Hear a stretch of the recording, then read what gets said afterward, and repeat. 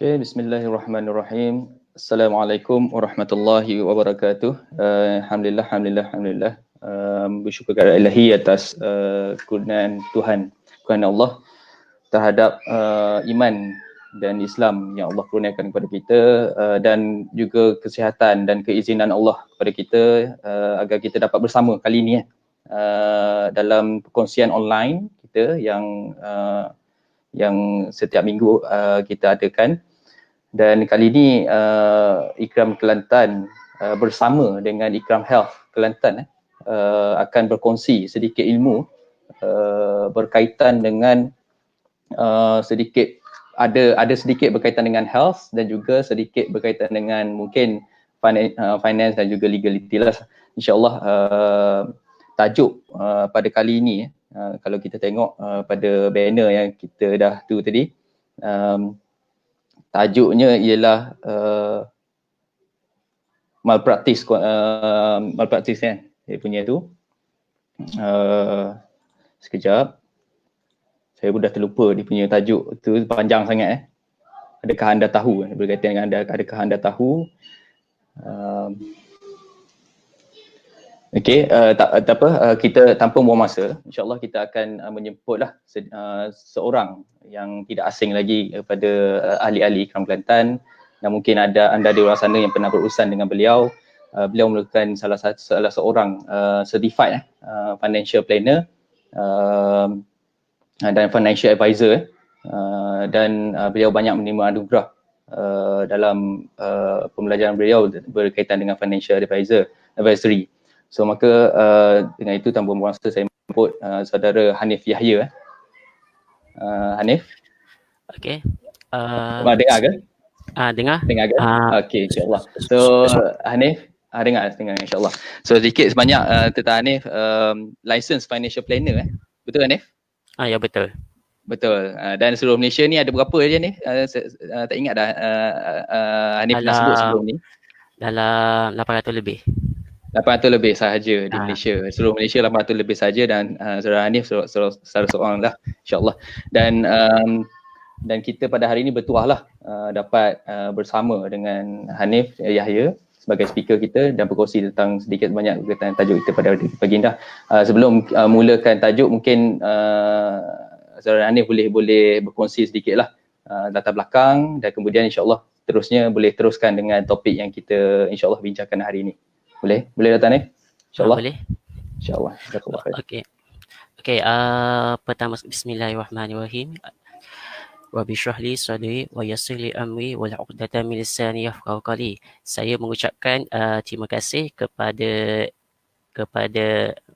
moderator pada hari ini, Tuan Wan Muhammad Imran, dan seterusnya saya merakamkan ucapan terima kasih juga kepada Ikram Kelantan dan juga Ikram Kelantan kerana menjemput saya untuk memberi peluang kepada saya untuk bercerita mengenai medical malpractice indemnity.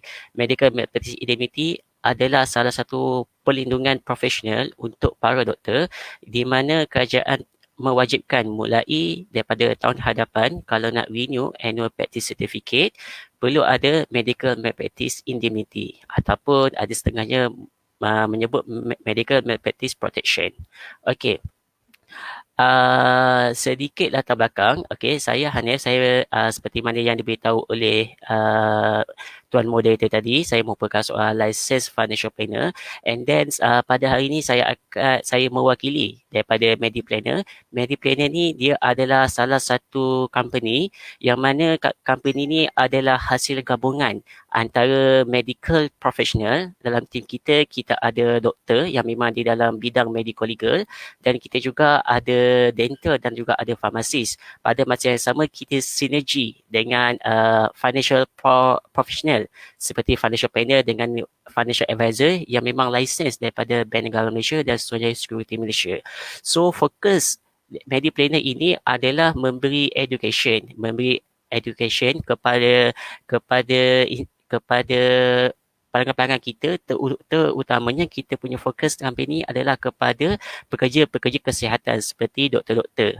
Okey, dan pada masa yang sama kita bukan setakat memberi education, tapi kita memberi financial service kepada mereka, sama ada dalam berbentuk individual seperti mereka nak minta kita menguruskan diorang punya keuangan, pelaburan dan sebagainya. Kita juga membantu daripada sudut corporate, yang mana yang kita fokus kita dalam corporate adalah risk management, pengurusan risiko. Dan one of kita punya risk management tu adalah kita memberi education dan memberi servis di dalam medical malpractice indemnity.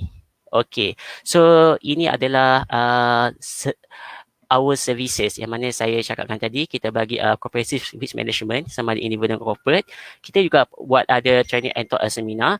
Sebagai contoh, talk pada hari ini, slide ni kebiasaannya kita orang bagi ceramah antara 1.5 jam hingga 2 jam. Tapi insyaAllah saya akan menggunakan slide yang sama. Saya akan cuba bagi dalam masa 30 minit, yang mana saya akan sentuhlah apa dipanggil, apa yang paling penting di dalam medical malpractice indemnity. Dan sekiranya ada pendengar yang nak jemput untuk bagi dekat dengan hospital, insyaAllah at the end of the session boleh saya bagi saya punya contact untuk jemput lah. And then last kali adalah financial advisory. Okay. Sekarang ni apabila kita ada membuat kesilapan, sama ada kesilapan itu, kebiasaannya kesilapan itu adalah kesilapan yang tidak disengajakan. Okey, sebagai contoh dalam gambar ini, doktor tersalah bedah, tersalah bedah kaki, yang mana dia potong kaki yang tak sepatutnya potong. Patient kebiasaannya dia akan sekarang ni patient dah makin educated, yang mana dia akan kata kepada doktor tu, see you in court. Dan buktinya adalah kalau macam kita lihat trend case medical legal di Malaysia ini, saya ambil daripada tahun antara 2014 dengan 2018. Ini adalah based on data daripada KKM. Maksudnya ini yang berlaku dalam fasiliti KKM, dia tidak termasuk swasta. Okey, kita dapat lihat trending case medical legal setiap tahun. Okey, yang biru ni adalah daripada medical complaint, yang warna oranye ni dia adalah prosedur external inquiry.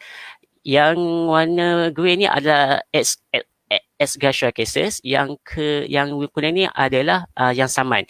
Maksud dia adalah berapa kes yang komplain, daripada komplain tu kena inquiry, dan daripada inquiry tu selesai keluar mahkamah, dipanggil ex gratia, dan berapa yang dipanggil yang litigation lah, yang akhir sekali kena saman. Dan kita dapat lihat sama ada daripada sudut komplain, daripada sudut kes di seluruh mahkamah, dan kes daripada sudut saman, kita akan naik kop. Makin lama dia punya training dia adalah makin naik. Okey, dan ini adalah kalau macam kita boleh lihat daripada sudut disiplin. Okey, yang kita dapat lihat antara disiplin yang merekodkan medical legal complaint yang tertinggi adalah ONG, disusuli dengan medical, pediatric dan orthopedic. Okey, dan ini adalah komplain. Okey, ini slide ini menunjukkan kes yang diselesaikan di mahkamah yang mana kena saman. Okey, kita akan dapat lihat yang mana berlakunya, boleh katakan, peningkatan setiap tahun. Okey. Dan ini adalah contoh, okey, bukan contoh, silap. Ini adalah jumlah payment payout yang dibayar oleh kerajaan. Ini adalah ex gratia ni adalah kes yang diselesaikan di luar mahkamah.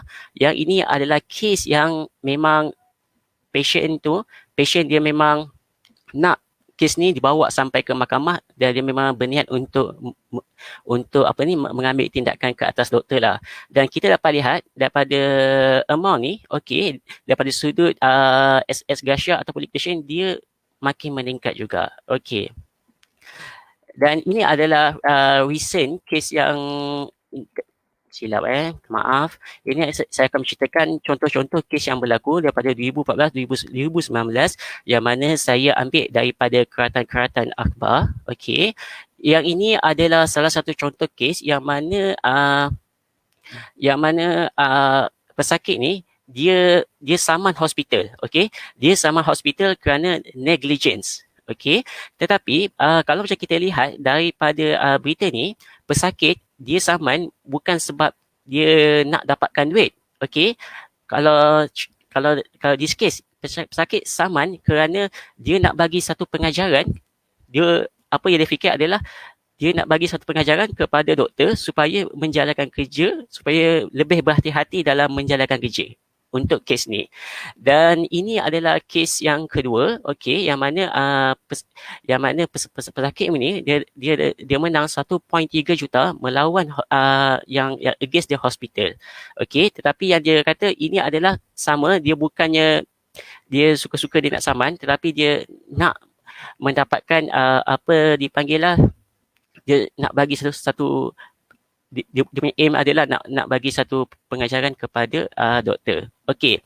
Dan yang kita lihat so far the highest claim di Malaysia adalah pada tahun 2017 yang mana pesakit dia sama sehingga 20 juta. Okey. Dan kebanyakan kes kita dengar, kebanyakan kes kita dengar kalau di surat khabar ni kebanyakannya hospital swasta, tapi sebenarnya hospital kerajaan banyak juga menerima kes-kes yang disaman. Salah satunya adalah this case yang mana 10 juta pesakit saman terhadap 2 buah hospital kerajaan. Okey, dan ini adalah kes yang melibatkan terpotong alat sulit sewaktu khatan, okey, sehingga saya sendiri pada tahun lepas ada beberapa orang doktor yang nak buat khatan ni, dia tanya dengan saya dia nak ambil indemnity sebab kes yang sebeginilah yang berlaku. Dan ini adalah kes 3 juta yang melibatkan brain damage.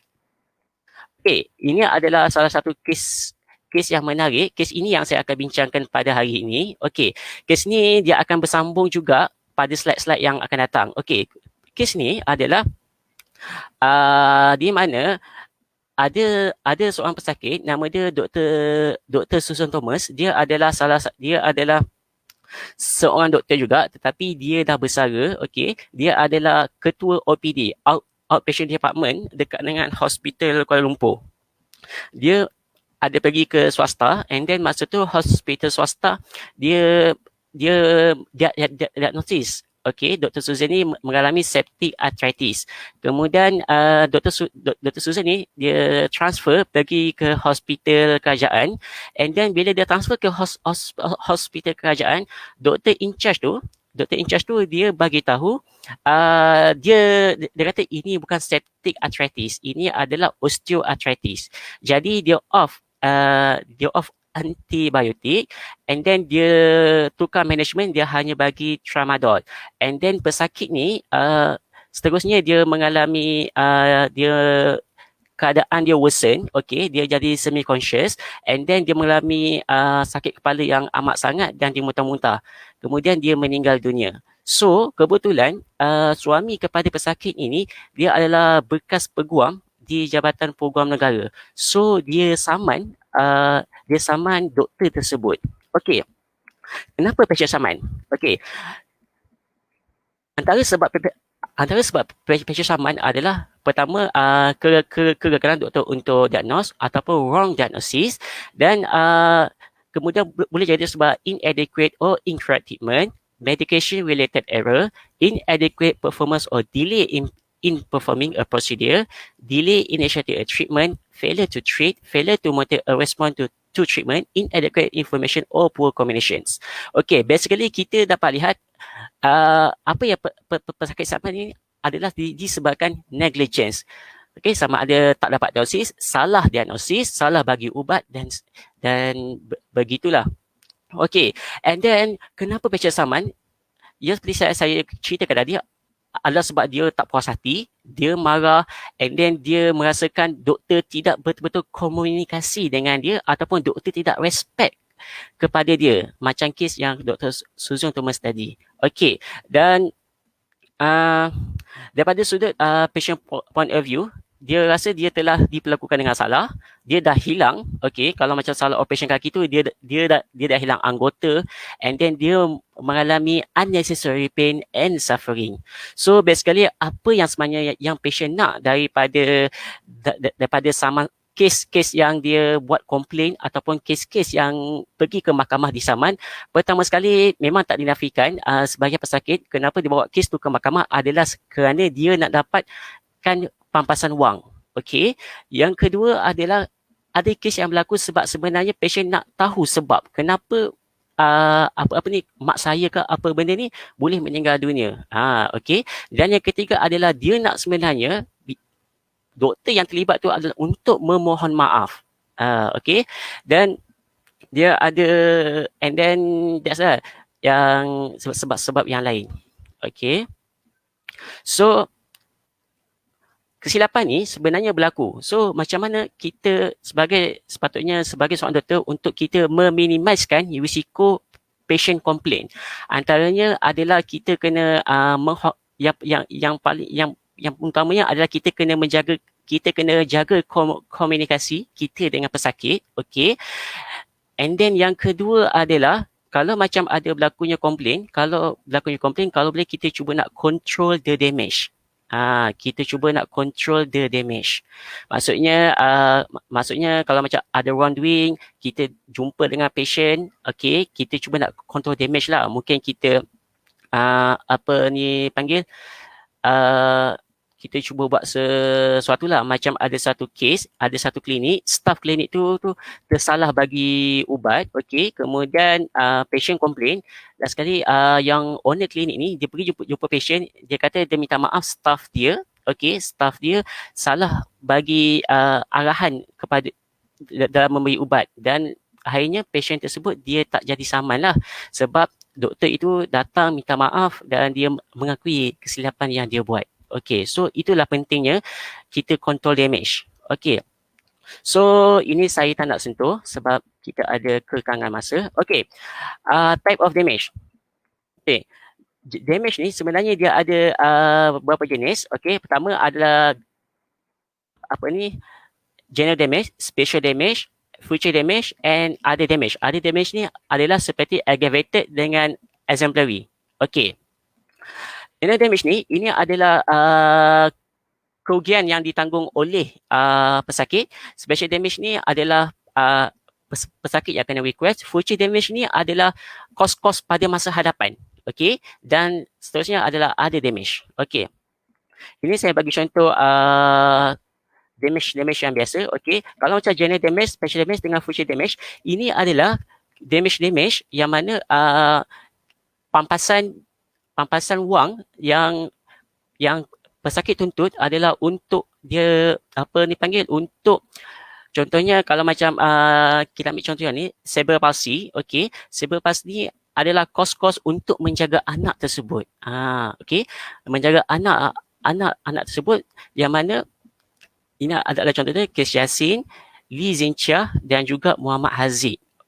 Okey, yang ini yang mana dia akan jangka, okey, this case, okey, this patient ni dia expect boleh tinggal berapa lama.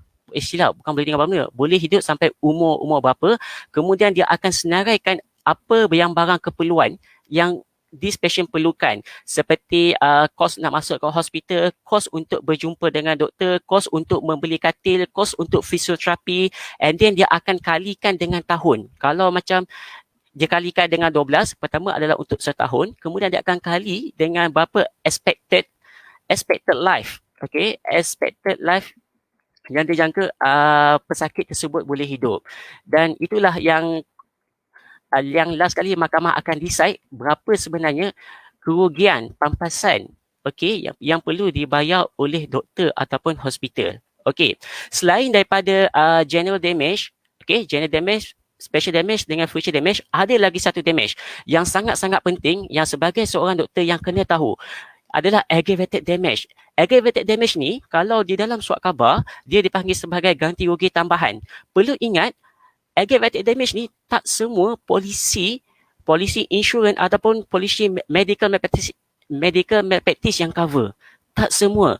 Okey, malah saya ada jumpa beberapa, saya tak nak sebut nama company, ada beberapa company, aggravated damage dia letak dalam senarai dikecualikan. Maksudnya, aggravated damage ni dia, dia takkan cover lah. Okey, sebab kita kena ingat, apabila pesakit saman, mahkamah akan kata, okey, this case, doktor perlu bayar 2.78 juta. Okey, dekat situ dia akan ada perincian, 2.78 juta ni berapa ganti rugi am, okey, yang general damage apa semua tu, kemudian berapa ganti rugi tambahan iaitu aggravated damage, dan kalau ada ganti rugi teladan, itulah yang dia perlu bayar. Dia akan ada pecahan dia. Okey, so kalau macam kita kena saman, okey, ada kemungkinan yang kita punya polisi tu takkan cover semua.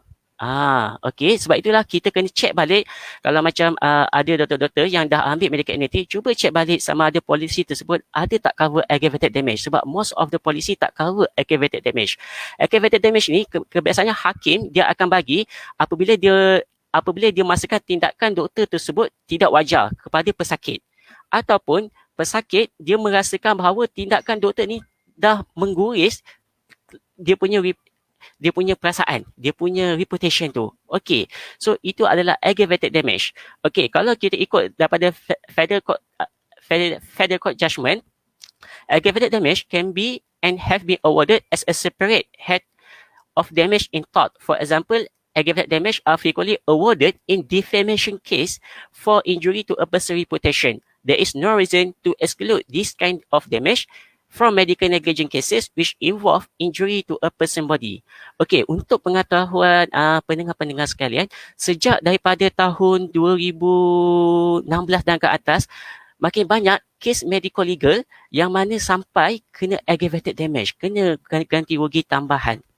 Okey, ini adalah latest yang mana yang tadi saya ada cerita berkenaan dengan Dr. Susan Thomas. Okey, yang saya menceritakan yang tadi dia kena apa ni yang septic arthritis tu. Okey, kes tersebut mahkamah dia telah dia minta doktor tu bayar 140,000 untuk ganti rugi arm, 95,000 lah adalah untuk special damage, dan 500,000 kena bayar untuk ganti rugi tambahan. Sebab apa? In this case, mahkamah kata doktor yang merawat ni bertindak tidak sewajarnya ke atas pesakit, and then dia telah dikenakan ganti rugi tambahan.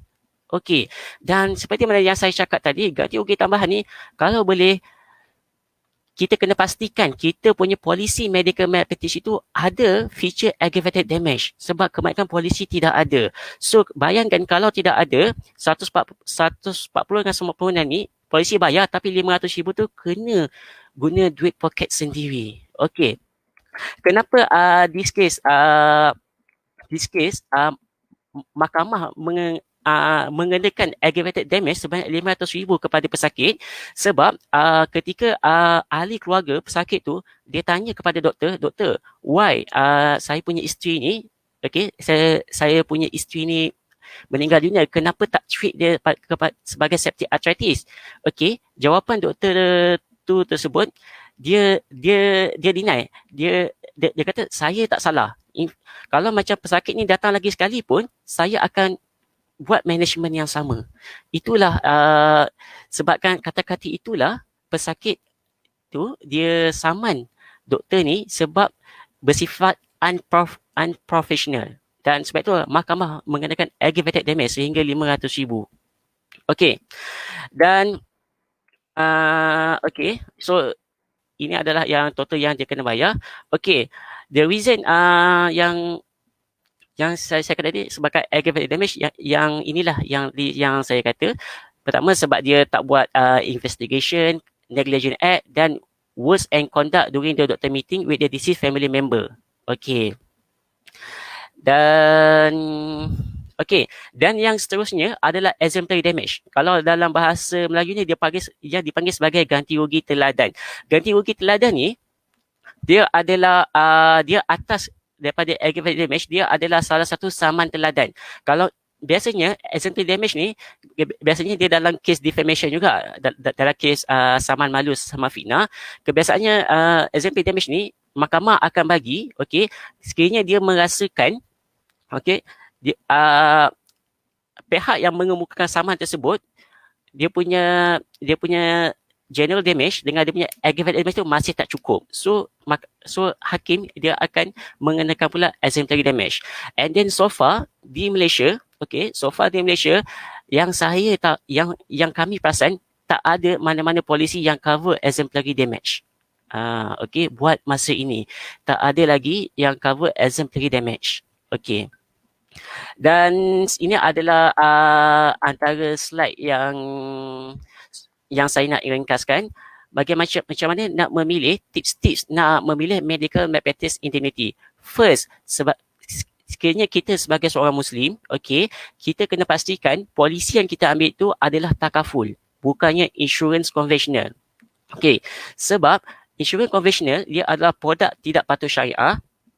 Okey, dia adalah produk tak patuh syariah. Takaful adalah produk patuh syariah. Okey, mengikut Majlis Fatwa Kemansaan, Okey, orang Islam wajib menolak insurans konvensional sekiranya ada pilihan produk-produk takaful. Okey, kalau tak ada pilihan, bolehlah nak ambil insurans konvensional. Tapi di Malaysia, okey, adanya pilihan produk-produk patuh syariah, iaitu produk-produk takaful. Cara nak bezakan antara produk insurans konvensional dengan produk takaful adalah kita lihat polisi tersebut dia letak menggunakan nama insurans ke dia letak nama takaful. Sebab kalau di Malaysia, semua polisi insurans dia kena guna nama insurans. Semua polisi yang patuh syariah yang Islami punya dia akan guna nama takaful. Itu adalah satu cara nak mengenal dengan mudah. Okey. Kedua adalah kita kena pastikan kita punya polisi tu adanya aggravated damage. Sebab contohnya produk yang kita tawarkan Mediplanner, kita punya perlindungan indemnity cover untuk aggravated damage tanpa dikenakan charge tambahan. Kita punya aggravated damage adalah percuma, dan kalau boleh kita pastikan kita punya polisi tu ada tak lawyer of choice. Maksudnya lawyer of choice ni maksudnya adalah doktor bila dia bila pesakit nak saman dia, maksudnya doktor ni dia kebiasaan kes, okey, syarikat insurans ataupun syarikat takaful akan menggunakan lawyer dia. Tapi lawyer of choice ni maksudnya kita ada pilihan, kita bagi tahu kepada company, okey, saya ada pilihan lawyer saya sendiri untuk handle this case. Okey. Dan seterusnya adalah automatic reinstatement. Yang ini penting saya ada banyak typo ni. Automatic reinstatement ini adalah salah satu, dia adalah kebiasaannya polisi yang ada dekat dengan pasaran kalau nak ambil automatic reinstatement kena bayar charge tambahan 10%. Okey, automatic reinstatement ni dia macam mana? Okey, let's say lah Ahmad, okey, Dr. Ahmad ni dia ambil satu polisi perlindungan bernilai 1 juta. Let's say lah pada tahun 2021 ni dia kena 2 kes saman. Okey, satu kes saman tu dia kena saman sampai 1.6 juta, kita katakan sampai 1 juta. So pada bulan 4, okey. So pada bulan 4 tersebut bila dah kena saman 1 juta, okey, so dia punya baki dia tu dah habis sebab dia hanya ambil perlindungan 1 juta. So antara bulan 6 daripada bulan 4 sampai bulan 12 maksudnya dia dah tak ada perlindungan lah sebab polisi tu dah exhausted. Automatic reinstatement ni apa? Dia sekiranya polisi kita punya coverage tu dah exhausted, dia akan reset balik kepada kosong. Maksudnya kan dah 1 juta, lepas tu dia akan reset balik, doktor tu ada another 1 juta. Okey, maksudnya tahun tersebut dalam erti bahasa mudahnya dia ada perlindungan 2 juta. Okey, tapi automatic reinstatement ni hanya boleh, mana-mana polisi hanya boleh sekali sahaja seumur hidup. Sebab kalau dah kali pertama sampai trigger automatic reinstatement tu, maksudnya kita kena faham lah, next year tu kita kena ambil 1 juta tu tak cukup. Kita kena ambil sama ada 2 juta, 5 juta ataupun 4 juta. Okey. So bagi saya penting kena ambil pelan yang ada automatic reinstatement sebab kita tak tahu sekiranya in future kita doktor kita punya plan tu akan exhausted. Okey. Dan macam our plan Mediplanner kita bagi automatic reinstatement with no extra cost, free of charge. Okey. Dan kalau macam pasaran, kebanyakan polisi-polisi yang ada dekat pasaran kebiasaannya dia akan dikenakan charge tambahan 10% daripada premium tersebut. Okey, dan seterusnya adalah cyber and privacy infringement, yang ini adalah berkaitan dengan leakage maklumat peribadi, dokumen dan sebagainya. Okey, yang seterusnya adalah run off coverage. Run off coverage inilah yang kalau boleh kita kena pastikan polisi tu kena ada. Run off coverage ni maksudnya apa? Contohlah Dr. Ahmad, okey, dia dah umur 55 tahun, dia pencen. Okey, dia pencen tapi bila dia pencen, takkanlah dia nak ambil lagi polisi indemnity kan? Unlikely lah kan sebab dia dah tidak bekerja. So dia pun takkan ambil, dia takkan renew APC, dia tidak akan ambil lah pelan professional indemnity sebab dia dah tak nak bekerja. Tapi pesakit masih lagi boleh saman doktor tersebut. Okey, walaupun dia dah pencen. Okey. Dan run off coverage ni apa? Dia adalah salah satu perlindungan yang kita bagi kepada doktor tersebut, okey, walaupun dia dah pencen, Okey, walaupun dia dah pencen, kita lindungi dia sehingga 6 tahun. Kenapa 6 tahun? Sebab kalau di Malaysia, mana-mana kes medical legal, kalau pesakit nak saman doktor, mesti within 6 years daripada kes berlaku tersebut. Okay, so itulah penting juga kita kena ambil run off coverage, sebab kalau boleh kita nak bersara dengan peace of mind. Kalau sekiranya tiba-tiba ada pesakit saman, okay, so kita adanya perlindungan dekat dengan situ. Dan seterusnya adalah emergency defense cost dan intellectual property infringement. Okay, yang saya nak highlightkan first adalah dalam nak memilih polisi, kita kena pastikan syariah compliance. Adanya perlindungan aggravated damage, ini paling-paling penting. Okey, sebab kebanyakan saman yang berlaku sekarang adanya aggravated damage, yang mana kalau polisi kita tak cover, memang kita kena bayar. Kena ada automatic reinstatement, lawyer of choice dan ada run off coverage. Okey, ini adalah pelan yang kita recommend, yang mana pelan kita adalah kita ada memberikan retrospective cover, unlimited, dia bukan unlimited, dia adalah 6 years run off coverage, Good Samaritan Act cover, defamation cover, vicarious medical incident cover, legal inquiry and investigation cover. Okay, yang ini penting. And legal representative cover. Okay, sebab kalau macam patient sakit, kita bukan saja kena pergi ke mahkamah. Okay, kita juga kena menjawab dengan MMC. Dan kalau kita ada policy indemnity, kita boleh lantik a lawyer ataupun lawyer daripada company untuk represent kita dekat masa nak menjawab dekat dengan MMC. Dan ini adalah salah satu reason kenapa kerajaan mewajibkan untuk setiap doktor ambil medical indemnity. Pertama adalah kerana kes medical legal makin meningkat. Kedua, kos saman yang perlu dibayar. Ketiga, sebab kalau macam pesakit saman, okey, ini saya beri contoh dekat dengan hospital government. Kalau macam pesakit saman, memang saman itu, okey, hospital yang maksudnya kerajaan yang akan bayar. Tetapi kita bukan setakat ada kes kat mahkamah, kita juga kena menjawab kat MMC. Kos dekat MMC itu doktor kena tanggung sendiri. Dan berdasarkan maklumat yang saya dapat tahu, kos nak menjawab dekat dengan MMC, kos dia adalah sekitar dalam RM50,000 hingga RM60,000.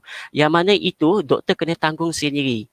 Sebab itulah kerajaan mewajibkan ambil medical indemnity, sebab kes medical legal makin meningkat, nak bayar saman. Kedua adalah nak doktor ni ada protection. Kalau macam nak menjawab kat MMC tu, diorang adanya protection yang mana diorang boleh panggil lawyer untuk represent mereka. Okey. Dan seterusnya adalah yang kita juga ada emergency defense cost cover, advancement of defense cost cover, loss of document cover, cyber and privacy infringement cover, and aggravated damage cover. Okay, why must choose A? Because we understand you as much you understand yourself. We speak your language, we understand you more. Kenapa kena pilih kita? Sebab kita adalah salah satu team yang menggabungkan antara medical professional and financial professional, yang mana kita selalu buat continuous training, and then kita memang terlibat dalam medical legal conference and update. In fact, in our team have a expertise. Antara kita punya management ada salah satu medical legal officer, yang mana kita kita sentiasa update dengan mereka. Okey. Dan ini adalah yang mana yang cakap tadi.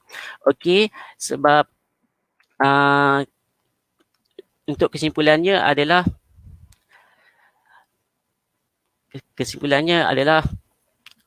boleh kalau nak ambil sesuatu polisi tu, okey, kita kena pastikan yang mana saya cakap tadi, syariah compliance, melindungi aggravated damage, adanya run off coverage, and then adanya automatic reinstatement. Kita kena pastikan polisi-polisi kita ada perlindungan-perlindungan yang sebegitu.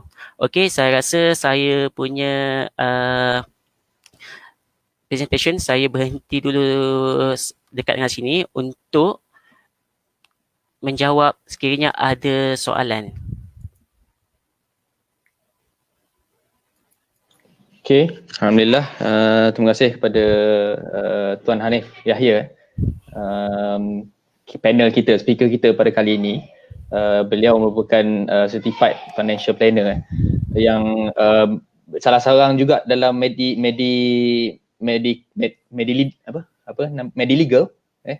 kumpulan Mediligal. Mediplanner. Mediplanner, yes. Okay.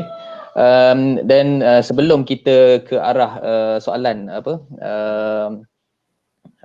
kita pergi ke sesi soal jawab bersama penonton, sebelum kita bagi peluang kepada penonton untuk tuliskan soalan-soalan yang ada di ruang komen. Dan sebelum kita pergi ke sesi tersebut, saya ada beberapa perkara lah, selingan lah yang nak beritahu kepada penonton. Pertamanya, jika anda ini poster lama belum diupdate lagi, tapi poster daripada sejak Ramadan. Tapi kalau ada siapa yang masih lagi nakkan berinfak, bolehlah berbuat demikian dengan menyumbang beramal jariah dengan sumbangan pembelian tanah dan pembangunan Sekolah Rendah Islam Ahmad Kota Baru yang kita harapkan untuk kita harapkan ada perkara kita harapkan kutipan kita pada hujung tahun ini dapat direalisasikan, dan targetnya ialah sebanyak 6 juta membagi pembelian tanah dan juga pembangunan. Dan yang kedua, insya-Allah kita ada satu lagi daripada Yayasan Pendidikan Islam Aman. Sesiapa yang masih belum menunaikan kewajipan membayar zakat harta, bolehlah melakukan kewajipan tersebut melalui YPIA, Yayasan Pendidikan Islam Aman. Dan apa benefitnya ialah dengan membayar zakat melalui YPIA, anda semua dapat menyumbang sedikit sebanyak kepada YPIA untuk menjalankan sedikit sebanyak projek pembangunan, contohnya beasiswa kepada derma siswa kepada pelajar-pelajar yang kurang kemampuan, projek-projek menaik taraf pembangunan sekolah dan sebagainya. So setakat itu saja untuk selingan kali ini. Mari kita beralih ke arah sesi soal jawab, insya-Allah. Boleh Tuan Hanif? Boleh. Insya-Allah. Okey. Kat sini kalau ikutkan di ruang komen ada satu soalan. Satu soalan saya kira daripada Dr. Al-Hafiz Ibrahim. Dr. Al-Hafiz Ibrahim, Assalamualaikum. Pertama, apakah contoh-contoh polisi yang patuh syariah? Itu soalan yang pertama. Dan soalan yang kedua, kelebihan dan kekurangan indemniti kelompok versus individu. Boleh jawab sekaligus lah, insya-Allah, dua-dua soalan tersebut. Silakan. Okey. Bismillahirrahmanirrahim. Pertama, apakah contoh-contoh polisi yang patuh syariah? Polisi yang patuh syariah untuk secara mudahnya adalah polisi yang mana dia menggunakan perkataan takaful. Sebab di Malaysia, semua produk insurans yang patuh syariah wajib menggunakan perkataan takaful. Sebab itu adalah sebab Malaysia, Bank Negara dia memang dah memudahkan kita untuk mengenal mana produk yang konvensional, mana produk yang islamik. Kalau konvensional dia akan menggunakan insurans. Okey. Kalau nak pergi ini saya cerita lebih detail sedikit, okey, tapi saya cuba nak ringkaskan.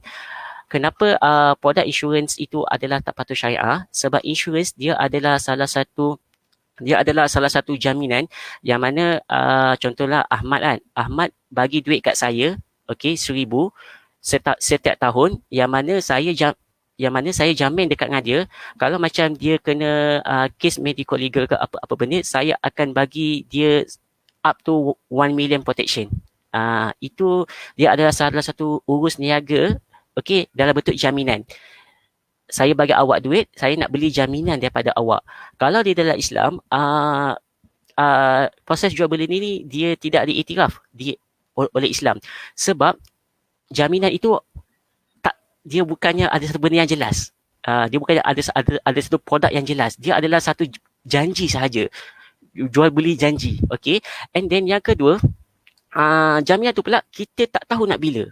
So dekat situ adanya elemen perjudian, iaitu syarikat insurans ni, dia sebab dia orang ada main dengan probability statistik, so dia orang dah ada perkiraan apa benda semua, dan dekat situ sebab dia jadi ketidakpastian juga. Wow. Sebab tak tahu bila akan ada kes medical legal. Ataupun sampai dia dah bersara, dia takkan kena sebagai kes medical legal. Sebab itulah this produk insurance dia tak patut syariah. Okey, kalau takaful pula, dia bukan menggunakan konsep jual beli. Takaful ni sebenarnya nak pula faham, dia adalah konsep hayat kematian. Kan ada kan masjid-masjid yang dekat Malaysia ada produk hayat kematian kan. Okey, yang mana hayat kematian ni adalah apa ni dipanggil, dia adalah salah satu tabung. Jemaah masjid masukkan duit dalam tu setiap tahun ke setiap bulan. Kemudian sekiranya ada mana-mana jemaah yang meninggal dunia, jadi karya masjid ni dia akan bagi 1,000, dia akan bagi 3,000, dia akan bagi 5,000 kepada yang meninggal dunia. That's a konsep takaful, iaitu semua peserta ni diorang kumpul, diorang bagi duit itu akan masukkan satu tabung. Tabung tu dinamakan tabung tabaruk, dan syarikat takaful dia hanya sebagai pengendali tabung tu sahaja. So sekiranya apa-apa berlaku kepada ahli-ahli yang menyumbang ke dalam tabung tersebut, so syarikat takaful akan menggunakan duit itu nak cover kos-kos yang berlaku tersebut. So sebab itulah produk takaful dia patut syariah. And then so bila different dekat dengan situ, kalau macam insurans, segala duit yang kita bayar itu adalah milik syarikat. Tapi kalau takaful, segala duit yang kita masukkan dalam tabung tersebut, duit dalam tabung tersebut adalah milik pemegang takaful. Syarikat tak boleh nak ambil sesuka hati. Dia hanya sebagai pemegang amanah. So sebab itulah kalau macam contohnya takaful Malaysia, diorang ada bagi cashback kepada pelanggan bila dah lepas tahun. Kenapa adanya bagi cashback? Sebab itu adalah lebihan. Contohnya tabung itu tahun itu ada lebih. Kes-kes yang tuntut tu rendah. Sebab itulah sebahagian duit tu akan dipulangkan balik kepada orang yang ambil takaful tersebut. So that's the difference. Sebab ini adalah satu benda yang saya selalu komen. Ada doktor-doktor tanya kenapa, apa beza insurans dengan takaful. So itu saya cerangkan dengan ringkas. Dan seterusnya, apa kelebihan atau kekurangan ambil identiti kelompok ataupun individual. Okey, yang ini adalah kita kena tengok balik. Kita kena balik apa itu perlindungan kelompok yang kita ambil. Okey, kebanyakannya perlindungan kelompok ini yang saya tahulah, yang perlindungan kelompok ni kebiasaannya hospital ambil. Bila yang hospital ambil, dia cover dekat dengan fasiliti hospital sahaja. Contohnya mana-mana hospital lah kan. So dia ambil, so benda tu dia cover sekiranya kes medical legal arise dalam fasiliti tersebut. Tapi kalau macam kes itu berlaku di luar daripada fasiliti tersebut, dia tak cover. So that's the satu disadvantage yang polisi kelompok. Dia hanya sekiranya berlaku dekat dengan polisi fasiliti kelompok tersebut. Tapi kalau macam doktor tu, contohnya dia ada buat locum juga dekat dengan klinik-klinik yang lain, maksudnya sekiranya ada berlaku apa-apa, dia tak cover lah. Kalau perlindungan ni, kalau macam perlindungan personal ni, dia cover even though kita dekat mana sekalipun. Contohnya sama ada dekat dengan klinik yang kita locum, ataupun dekat dengan hospital yang mungkin kita ada buat locum juga, ataupun dekat dengan tempat kerja kita hakiki, iaitu dekat dengan hospital. Maksudnya dia cover, this area lah. Dan untuk yang kerja government, kalau macam ada buat locum kat luar, ambil yang ada perlindungan government, yang untuk government officer with locum exposure lah. Ada lagi apa-apa soalan ke?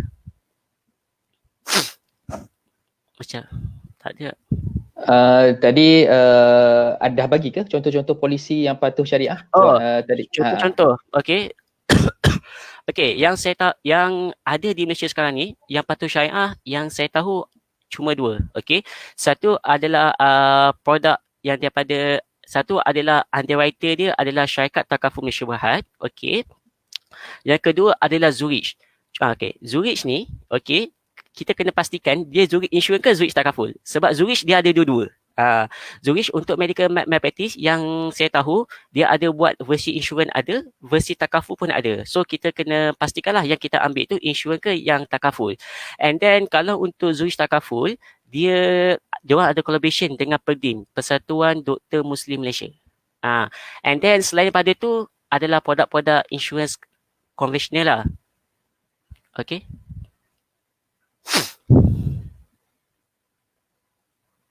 Okey, baik. Terima kasih kepada Tuan Hanif atas jawapan yang diberikan.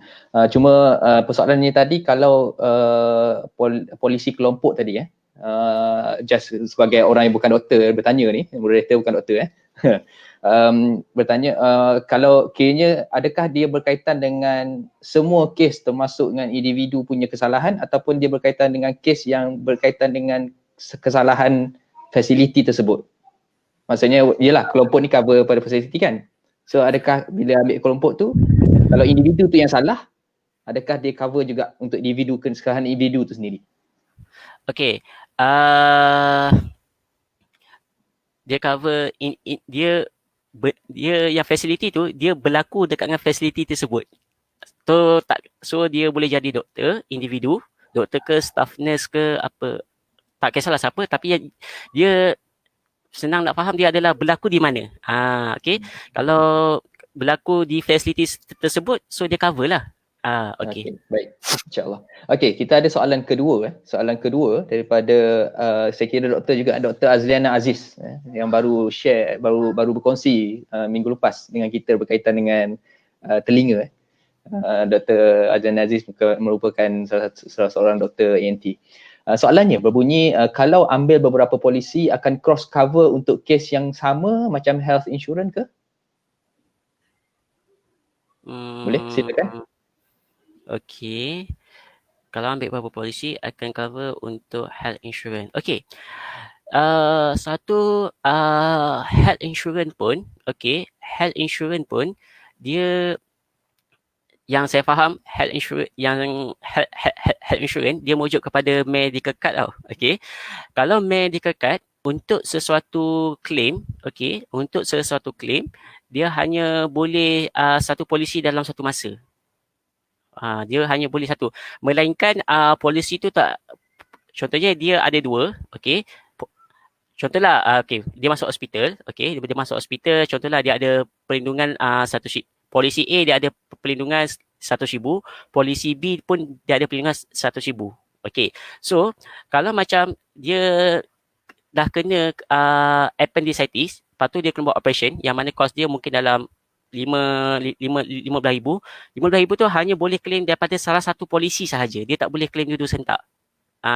Okey, sebab dia bayar ke hospital untuk bayar bil hospital. So dia hanya satu polisi saja.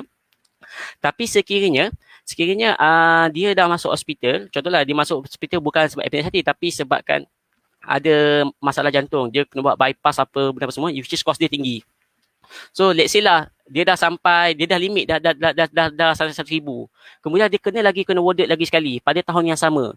So pada ketika itu untuk next dia punya warded tu sebab dia punya medical card yang satu tu dah exhausted, so dia boleh guna medical card another yang dia ada. Tapi kalau nak claim serentak tak boleh. Dia kalau satu tu exhausted, lepas tu nak guna yang lain tu, yang tu boleh. Dia tak boleh serentak lah. Okey, kalau macam untuk medical indemnity dia macam tu.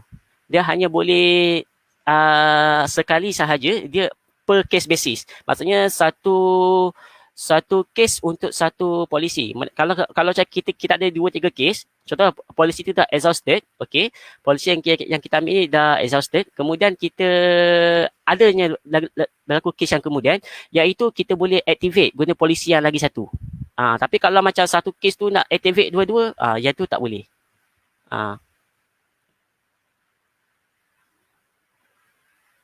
Baik. Kalau maksud saya jika kita mengambil beberapa indemnity polisi, boleh ke polisi tu cover case indemnity yang sama untuk cover total saman? Contohnya kalau value tak cukup dengan satu polisi. Okey. Yang ni kita tengok apa polisi.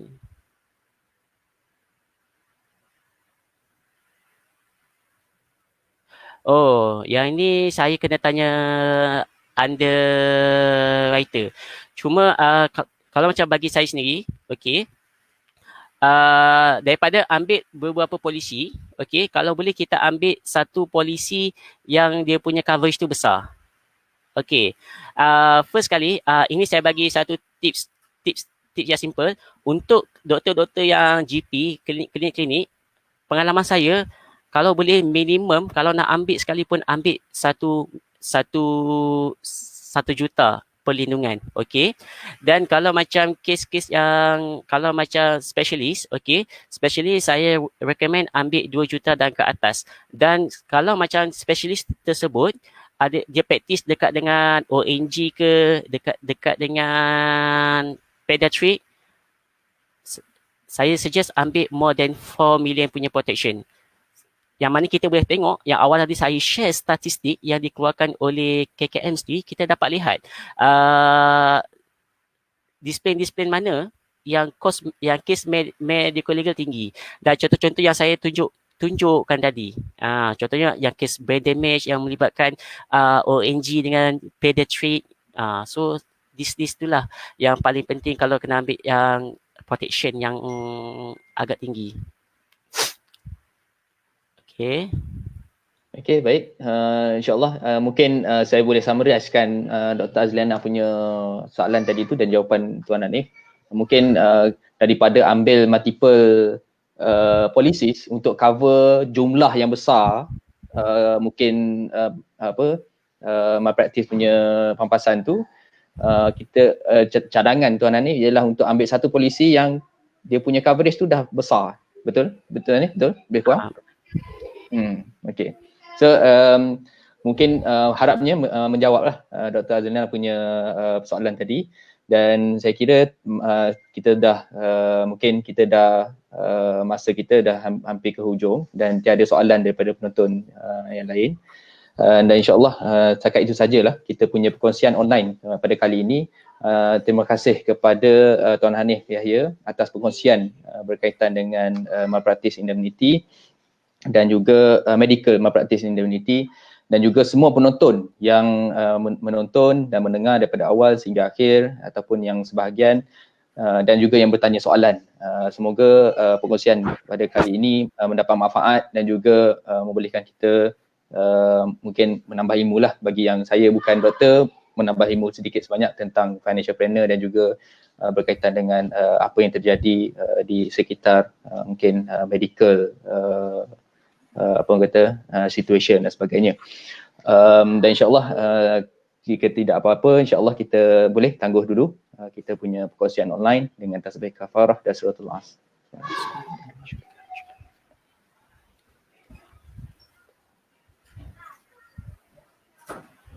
Assalamualaikum warahmatullahi wabarakatuh. InsyaAllah jumpa lagi minggu depan.